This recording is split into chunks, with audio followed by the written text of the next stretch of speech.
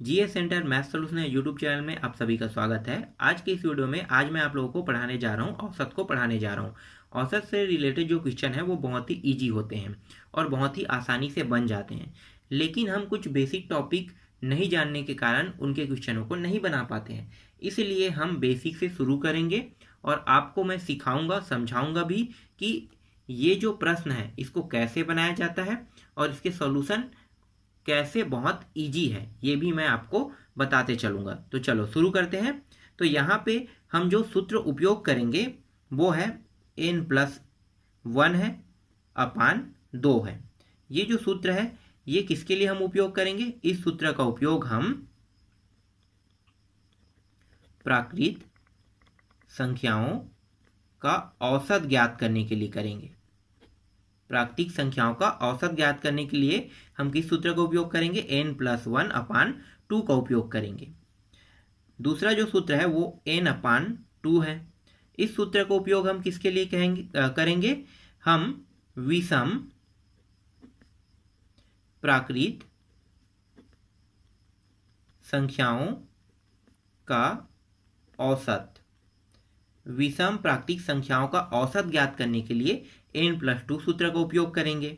फिर यहाँ पे n/2 + 1 ये जो सूत्र दिया है इस सूत्र का उपयोग हम किसके लिए करेंगे? सम प्राकृत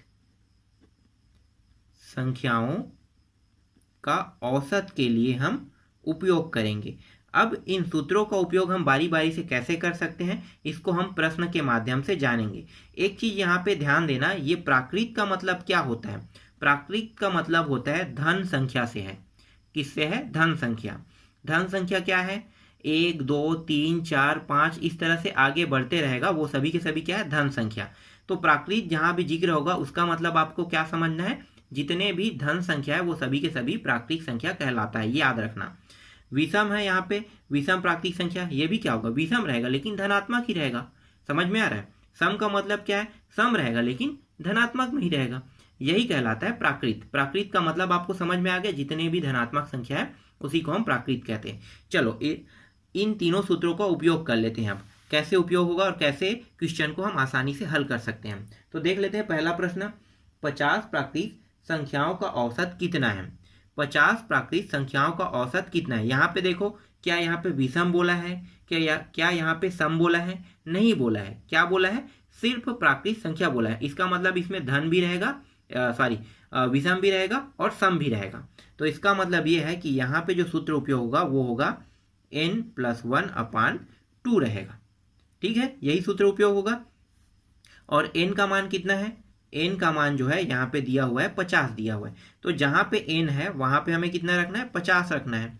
तो यहाँ पे 50 रख दो, +1 अपान 2, आगे हल करो, ये हो गया 51 अपान 2, भाग दे दो अब इसके बाद, तो ये हो गया 2 दूनी 2 पंचे, फिर 2 पंचे, ये क्या है? इसका आंसर है। समझ में आया? देखो कितना आसानी से मैंने इसे हल कर दिया। बहुत बड़ा मैंने नहीं बनाया, बहुत पेचीदा भी नहीं बनाया, बस इसे बहुत ही छोटा बना के बहुत ही आसानी से इसे मैंने हल कर दिया। तो इस तरह से आपको शॉर्टकट ट्रिक का उपयोग करना है और इसी तरह से ट्रिक का अगर उपयोग करने में अगर आप कामयाब हो जाते हैं तो आसानी से सारे क्वेश्चन को आप आसानी से बना सकते हैं। चलो कुछ और प्रश्न देख लेते हैं इसी सूत्र वाले से। तो एक और प्रश्न है यहाँ पे, प्रथम 100 धन पूर्णांकों का औसत कितना होगा? देखो इस बार क्या बोला है? धन पूर्णांक है। धन पूर्णांक को मैंने पहले ही बताया था, क्या कहते हैं? प्राकृत कहते हैं। प्राकृत की जगह धन पूर्णांक दे दिया जाएगा तो आपको क्या करना है? आपको घबराना नहीं है, आसानी से वैसे ही हल करना है। तो n का मान कितना है? n का मान यहाँ पे 100 है। सूत्र कौन सा लगाना है? n+1 अपान 2, ये हो गया 100 + 1 और ये 2, ये हो गया 101 अपान 2, ये हो गया 2 पंचे 2 शून्यम और ये 2 पंचे, 50.50 क्या है? इसका आंसर आएगा। तो ऑप्शन में जो 50.5 रहेगा, 50.5 जो ऑप्शन में रहेगा उसी को क्या लेना है? आपको आंसर लेना है। समझ में आया? ये मैंने एक टॉपिक से मतलब एक सूत्र से 2 प्रश्न आपको बता दिया। चलो आगे देखते हैं। इसके बाद देखो इस बार हम विषम से देखेंगे। तो 60 तक की सभी विषम प्राकृतिक संख्याओं का औसत कितना होगा। अब 60 तक की सभी विषम प्राकृतिक संख्याओं का औसत, तो n का मान पहले लिख लो। n का मान कितना है, 60 दिया है। अब विषम के लिए सूत्र क्या लगाते हैं, n/2। तो n का मान कितना है, 60, और यहाँ पे 2 है सूत्र में, इसको भाग दे देते हैं। तो 2 तिया 2 शून्य, ये आ गया इसका आंसर। देखो बहुत ही आसानी से इसका आंसर आ गया। बस आपको कुछ नहीं करना है, सूत्र बस जैसे ही आप लगाओगे आपका आंसर ऑटोमेटिकली आ जाएगा। इसी तरह से अगर मैं 100 से कम सभी विषम प्राकृतिक संख्याओं का अगर औसत निकालता हूँ, ठीक है, विषम प्राकृतिक संख्याओं का औसत निकालता हूँ, तो कैसे निकालना है। तो देखो यहाँ पे हम क्या करेंगे, यहाँ पे n का मान फिर से लिखेंगे 100, फिर n/2, और ये हो जाएगा, कितना हो जाएगा, 100/2, और ये हो गया 50। इसका आंसर कितना आया, 50 आया। समझ में आया। इस तरह से आपको हल करने हैं। अब हम लोग देख लेते हैं, सम से भी देख लेते हैं। भाई हम विषम से देख लिए, पूर्णांक संख्या से भी मतलब प्राकृतिक संख्या से भी देख लिए। अब बाकी क्या है, अब बाकी जो है वो सम संख्या है। तो सम संख्या वाला भी देख लेते हैं।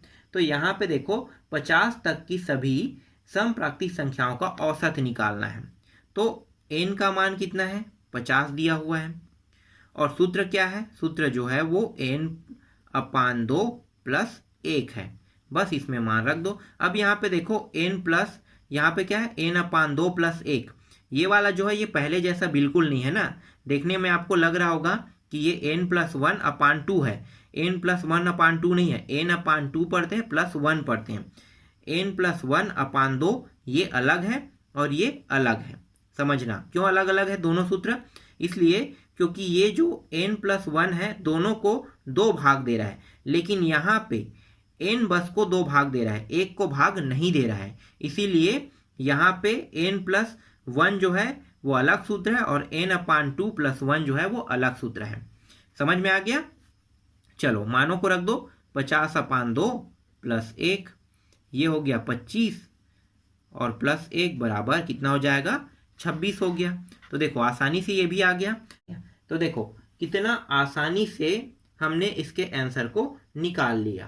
ठीक, तो इस तरह से आपको बनाना है, जैसे हमने बनाया है वैसे ही आपको भी प्रश्नों को बनाना है।